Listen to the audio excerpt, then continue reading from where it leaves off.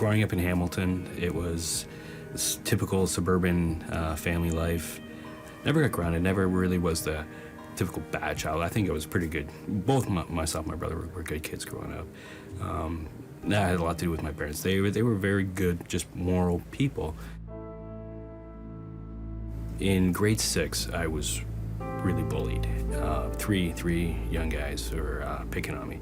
For almost a full year, I got picked on. I fought every lunch hour.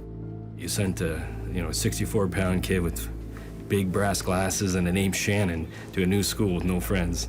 That's like putting a bullseye on a kid's back. I remember asking my dad, I was laying in the back seat of the car, and I said to him, like, really, does it matter if I just step out?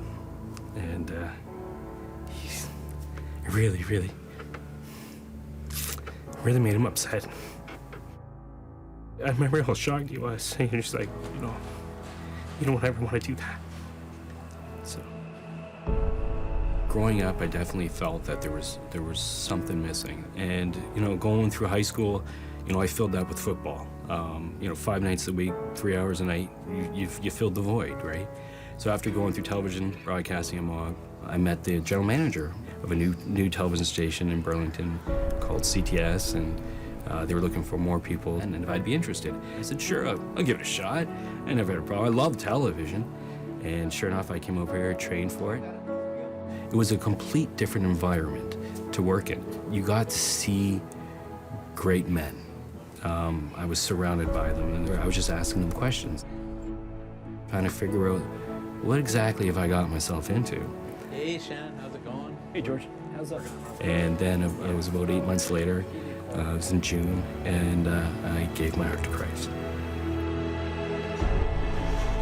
It's a feeling that you cannot describe because it's so new to you, because it's literally like you've been washed and you're fresh again. It's the true meaning of being washed and being clean.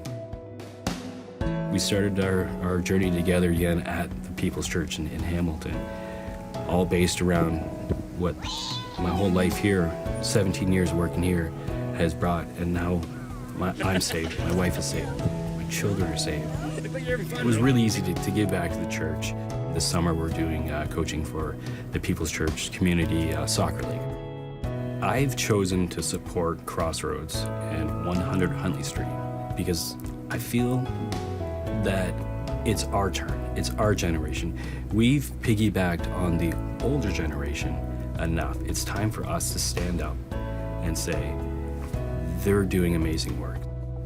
The stories that are being told, the testimonies, the prayer lines, they're used by so many people, but it takes money, it takes funding to support that.